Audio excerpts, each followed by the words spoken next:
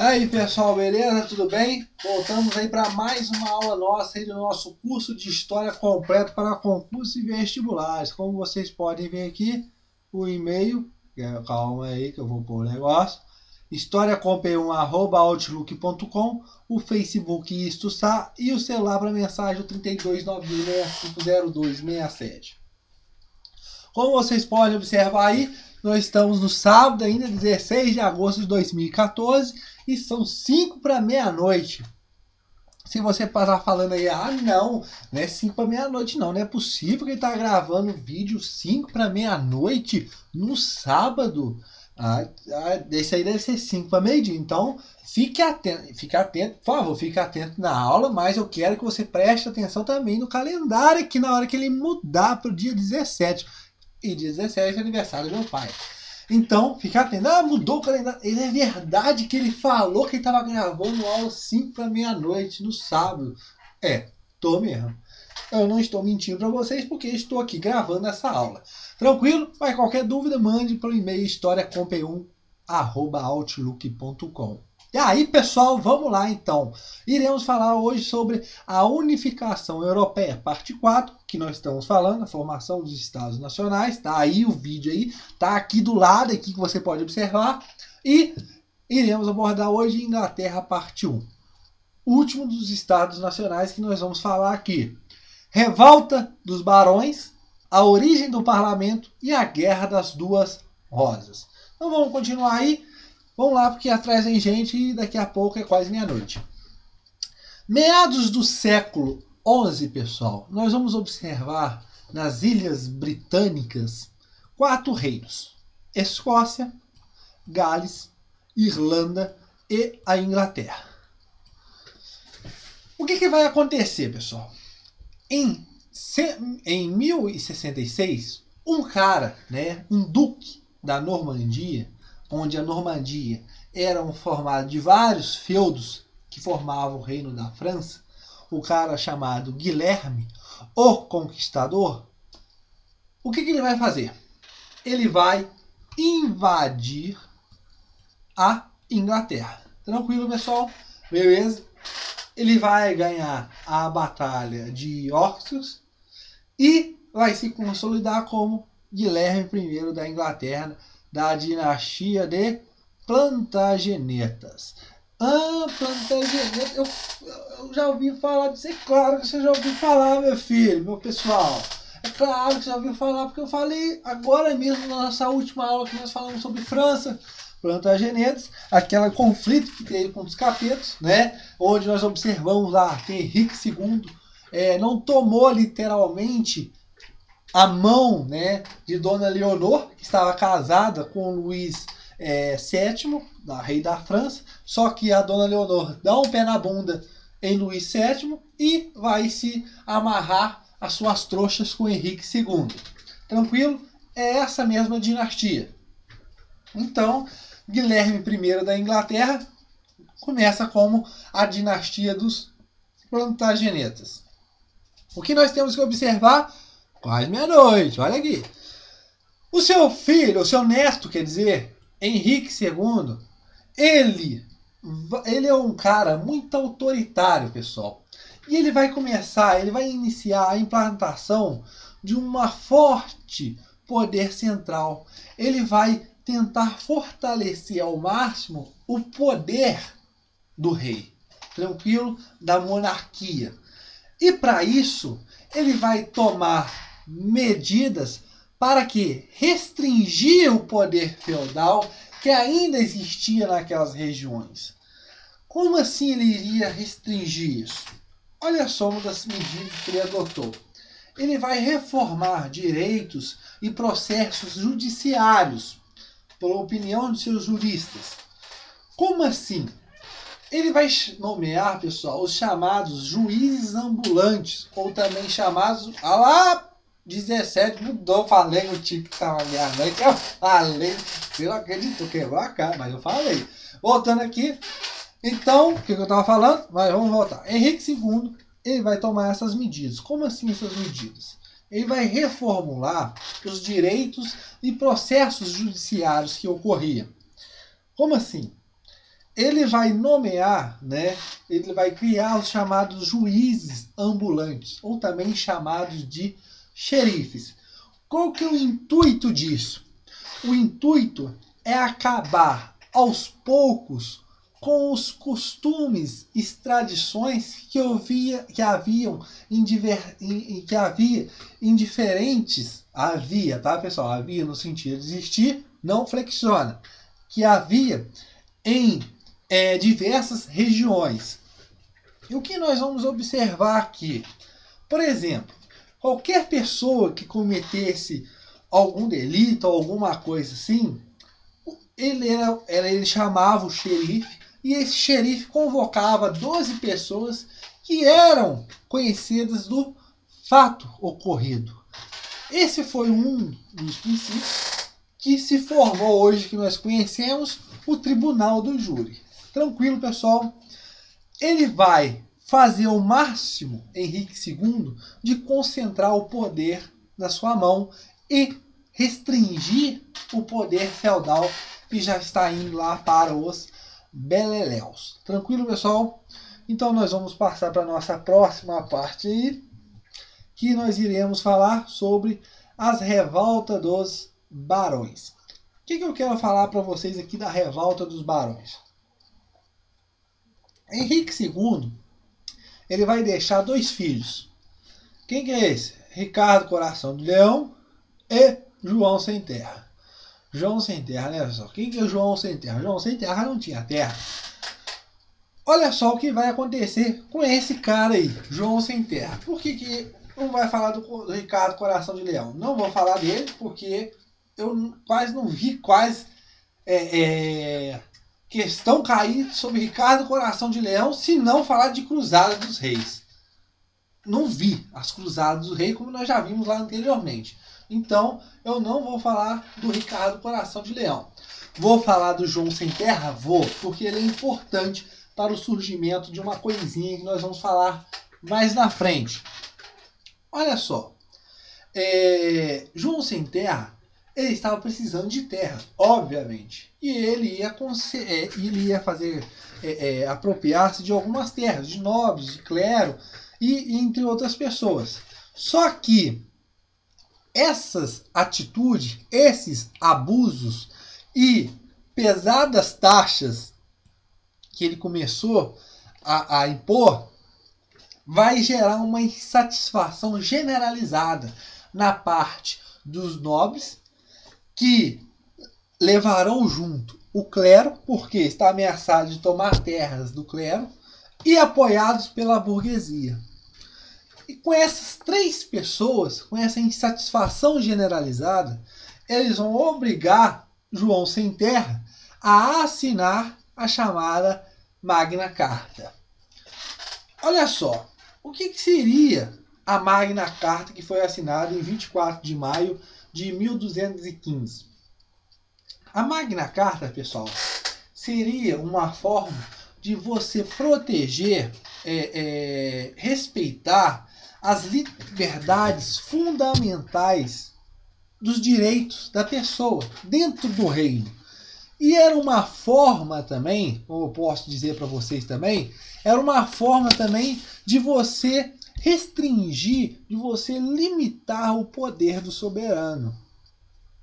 E uma outra coisa também seria, dentro dessa Magna Carta, um órgão, um conselho, né, uma assembleia chamada de Conselho do Reino, que era formada pela nobreza e pelo clero. Lembre desse Conselho do Reino, que eu vou falar nele lá na frente, muito importante. Esse Conselho do Reino, ele foi formado para quê? Ele foi formado, na verdade, para, como que eu posso dizer, criado para que nenhum tributo poderia ser criado se não fosse aprovado por esse conselho. Só que isso estava dentro da chamada Magna Carta. O que eu quero falar para vocês aqui é que a Magna Carta, pessoal, alguns autores vão defender ela como um direito adquirido, como um direito em prol da liberdade individual. Mais ainda que eu quero falar para vocês, é um termo de garantia de ordem política. Mas outros autores, eles não vão levar para esse lado. Ah, isso é uma declaração dos direitos individuais do homem comum. Não. Eles vão abordar como que se fosse, por exemplo, um contrato feudal. Como assim um contrato feudal? Um contrato que foi celebrado entre o rei, ou seja, o suzerano, e as outras pessoas. Quem sejam essas outras pessoas? Os vassalos. O que acontecia? O rei tinha que garantir esses direitos dos seus vassalos. Ele não podia infringir esses direitos, mas era um contrato feudal. Olha só outra coisa que eu quero falar para vocês aqui também, pessoal. Tudo isso que eu falei para vocês, nós não podemos deixar de lado que, na verdade, a importância dessa Magna Carta foi de um negócio que se transformou no princípio do governo limitado. Ou seja, o que seria esse princípio do governo limitado? Em que o rei ele era submetido por uma lei. Na verdade, essa Magna Carta levou a esse princípio do governo limitado. Porque o rei ele tem até um ponto a se mandar. Ultrapassou aquilo ali, bateu na lei, ele não pode fazer mais nada. Tranquilo, pessoal? Outros benefícios dessa Magna Carta, que constituem até hoje, atualmente, no ordenamento, né, na Constituição Britânica. Nenhuma pessoa ela poderia ser julgada por um delito se não fosse de uma forma justa e, como que eu posso dizer, uma forma justa e imparcial. Não podia ter influência de ninguém. E ninguém poderia ser preso se não tivesse uma causa justa também. Tranquilo, pessoal? Beleza? Então, espero que vocês tenham entendido essa parte, porque nós iremos abordar agora a origem do parlamento. O que eu quero falar para vocês aqui? Quem vai suceder João Sem Terra será seu filho, Henrique III. Henrique III precisando de dinheiro, só que se ele precisa de dinheiro, ele tem que convocar o conselho, né, do reino. Por quê? Nenhum tributo poderia ser criado se não fosse aprovado por esse conselho, que fazia parte dos nobres e o clero. Só que ele vai começar a convocar frequentemente o conselho, por muitas vezes. Só que vai chegar um ponto, pessoal, que o conselho vai dar um basta e vai começar a impor ao rei uma série de disposições. Essas disposições, pessoal, serão os chamados estatutos, ou também chamados de provisões de Oxford. E o que vai acontecer? Henrique III vai violar esses estatutos e será preso. E será convocado em 1265 o chamado Parlamento Extraordinário. A origem do parlamento, pessoal, já vem desde lá de 1239, que o Conselho do Reino começou a ser chamado de parlamento. Tranquilo, pessoal? Beleza? Anos mais tarde, entrará no poder um cara chamado Eduardo I. E Eduardo I, ele vai fazer uma modificação dentro do parlamento. O que é essa modificação que ele irá fazer? Ele vai promover o ingresso da burguesia e da baixa nobreza, ou seja, pessoas comuns, vou dizer assim, comuns assim entre aspas. E isso vai levar dentro do parlamento uma separação em câmaras, em duas câmaras, a Câmara Baixa e a Câmara Alta, a Câmara Comum e a Câmara dos Lordes. A Câmara Comum, formada pela baixa nobreza e pela burguesia. A Câmara dos Lordes, formada pelos nobres mais altos, né? Os duques e tudo mais, e o clero, os arcebispos e entre outras pessoas. Só que qual que foi o intuito de Eduardo I? Com essa inclusão, né, da baixa nobreza e da burguesia dentro do parlamento. Foi uma coisa muito simples. Ele fez isso para quê? Para limitar o poder que a alta câmara, ou seja, os lordes e os clero, tinham atingido. Isso ocorreu para isso, para limitar o poder que havia da nobreza e do clero dentro do parlamento. Tranquilo, pessoal? Beleza? Tranquilo? Então, nós já falamos da origem do parlamento.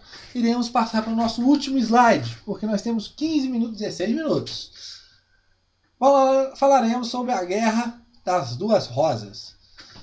Deve é uma guerra muito bonita, essa Guerra das Duas Rosas.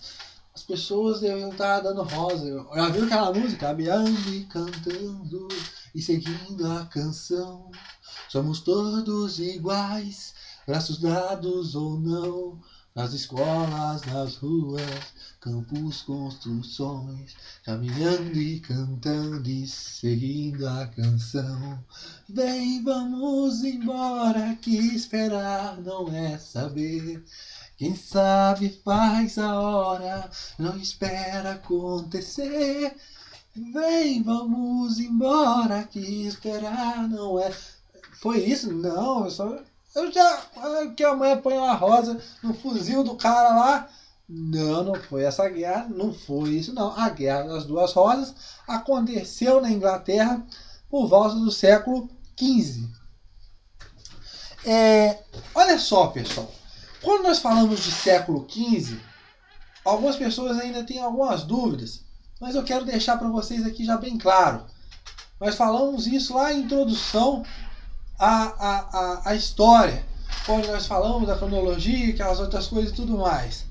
O que eu quero falar para vocês aqui, quando nós falamos de século XV, nós estamos falando de 1500, claro, né, até 1500, e de 1401, século XV, até 1500, século XV. Tranquilo, pessoal? Beleza? Voltando aí a curiosidade aí, se vocês já sabem disso, ótimo. No século XV, pessoal, a Inglaterra será assolada por uma guerra. E o que essa guerra será? É uma guerra entre duas famílias da Inglaterra, que vão o quê? Disputar o trono da Inglaterra. E quem serão essas duas famílias da Inglaterra? A família York e a família Lancaster. Cada um com seu símbolo, uma rosa. A família York com a rosa branca e a família Lancaster com a rosa vermelha. Por isso chamada de Guerra das Duas Rosas. Tranquilo? A Inglaterra. Mas o que nós vamos observar aqui? Essas duas famílias vão começar a se bater uma com a outra e querendo, de qualquer forma, pôr alguém no trono. Só que um terceiro irá se intrometer na vida dos dois. O que? Vai ajudar um outro? Vai acabar com os dois? Não. Ele vai aproveitar de quê? Da fragilidade que ocorreu por causa da disputa dessas duas famílias. Eu já vi isso uma vez já. Aonde você viu, Joãozinho? Eu vi quando o professor falou que quando estava vindo a guerra do Peloponeso, entre as Esparta e Atenas, as duas se guerreavam e surgiu espaço para quem? A Macedônia. Ótimo. Beleza. Alexandre Bonitão, gostosão lá. Ótimo. Perfeito o raciocínio. É o que vai acontecer aqui. Uma terceira família, chamada Tudor, vai entrar no poder. Tudor, eu lembro do cara, Henrique VIII. Ótimo, melhor Isabel. Opa, você tá craque, você tá beleza, você tá tinindo. Tá ótimo. Nós iremos falar deles um pouquinho aqui, cada um pouquinho. Tá, pessoal? Beleza? Mas o que nós vamos acontecer? Vai abrir espaço para essa terceira família, a família Tudor, que em 1485 entrará com Henrique VII no poder. Tranquilo?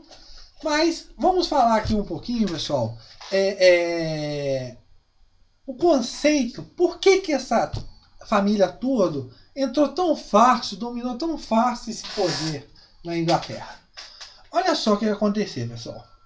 A classe média, ela estava muito insatisfeita com a revolta que havia, com a guerra que havia entre as duas famílias. Essa anarquia, essa desordem toda que tinha dentro da Inglaterra, eles procuravam uma anarquia forte, um poder forte. E isso foi uma saída na família Tudor. Por isso, os Tudor foi bem aceito pelas famílias. Tranquilo, pessoal? Beleza? Mas o que nós vamos observar aqui? Olha só. O primeiro rei que eu falei para vocês, em 1485, é Henrique VII. Né? Henrique VII vai ser o iniciador do absolutismo dentro da Inglaterra. Ele vai reunir as duas casas, York e de Lancaster. Né? Ele vai proibir as guerras privadas, estimulou a indústria e o comércio e beleza, tudo mais. Depois dele vai vir o grande e famoso Henrique VIII, né? O fodão, perigoso, né? O doidão, que matou um monte de gente, foi muito famoso nos seus separamentos, né? Com as ex-mulheres. Mas o que nós temos que observar aqui, pessoal, é o que? Henrique VIII, ele vai romper relações contra a Igreja Católica. Isso nós vamos observar quando nós estiver falando de reforma protestante e quando estiver falando de contra-reforma. Mas uma coisa aqui, uma degustação para vocês. Henrique VIII vai criar a Igreja Anglicana. Como que isso aconteceu? Henrique VIII criou assim do nada. Falou assim com o Papa. O Papa era Clemente VII. Clemente VII mesmo. Acho que Clemente VII mesmo. Clemente VII, eu quero separar de Catarina de Aragão. Você me dá esse alvará aqui? Ah, por que você tem isso? Ah, porque eu estou vivendo no casamento em pecado, porque eu casei com minha cunhada. Foi isso mesmo que aconteceu. Mas a gente vai... O que vai acontecer? O Papa não vai aceitar esse divórcio. E o que vai acontecer? Ah, você não aceitou meu divórcio, não? Então tá, acabou. Rompi relações com você, vou perseguir todos os católicos que tem aqui e vou fundar a minha igreja. Eu mesmo vou fazer o que eu quiser. Então, ele formou a igreja dele, a Igreja Anglicana. Tranquilo, pessoal? Beleza? Isso nós vamos observar quando nós estiver falando lá das reformas protestantes. Tranquilo? Depois vai vir Eduardo VI, que permitiu a entrada no país dos panfletos de Lutero, de Calvino e entre outras coisas. Mas nós temos que chegar, né, na última rainha, Tudor, Isabel, filha de Henrique VIII. Né? Essa mulher, né, ela foi fruto do casamento de Henrique VIII com Ana Bolena. Né? Quando Henrique VIII queria se separar de Catarina de Aragão, ele se apaixonou pela serviçal, né, da rainha Ana Bolena. Né? Uns que falam que tem um dedo a mais. Ah, você sabe por que Henrique VIII só usava... Por que Henrique VIII sempre nas fotos aparece só de roupão, né? Aquele roupão grandão assim? Porque o cara disfarçava o seu corpão que ele tinha, barrigão que ele tinha, através dos seus roupões. Tranquilo, pessoal? Beleza? Mas o que vai acontecer aqui? Isabel, né? Ela vai implantar definitivamente o protecionismo na Inglaterra e vai combater Felipe II da Espanha, entre outras coisas que ela ia fazer. Só que o que nós temos que observar aqui, pessoal, uma coisa muito interessante, que é bom você saber disso. Primeiramente, eu vou tomar uma água aqui, porque ninguém é de ferro, são 00:20. Olha, eu poder mexer de novo.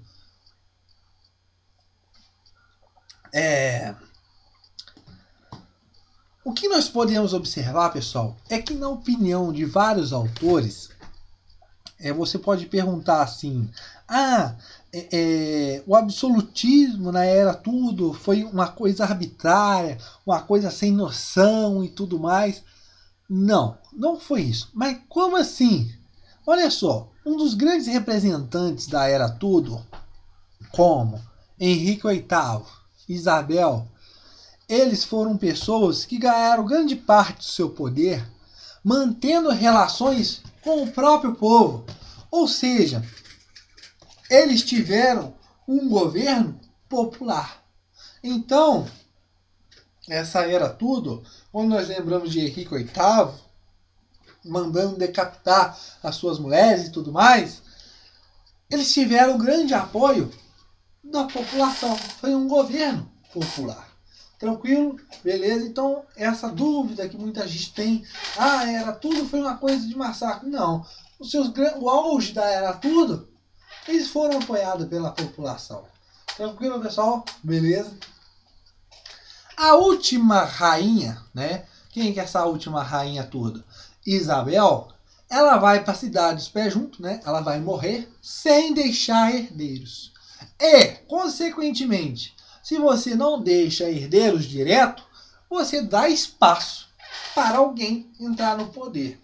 E quem vai entrar no poder? O parente dela mais próximo lá, quem que é? É o primo dela, da dinastia Stuart, o chamado Jaime VI da Escócia, que vai entrar no poder e iniciar uma nova dinastia, a dinastia Stuart, com Jaime VI da Escócia, que será chamado de Jaime I. Tranquilo, pessoal? Beleza? Chegamos ao fim aí de mais uma aula aí do nosso curso completo para concurso e vestibulares e pré-militar. Qualquer coisa, mande e-mail para historiacomp1@outlook.com, porque nós estamos aqui para satisfazer as suas dúvidas. Entendeu? Entendeu o trocadilho? Beleza. Se não entendeu o trocadilho, tudo bem. Se não foi trocadilho, também tudo bem. Também. Mas espero vocês na nossa próxima aula, porque unificação europeia, formação dos Estados Nacionais, Inglaterra, parte 2, e na nossa próxima aula. Bye, bye.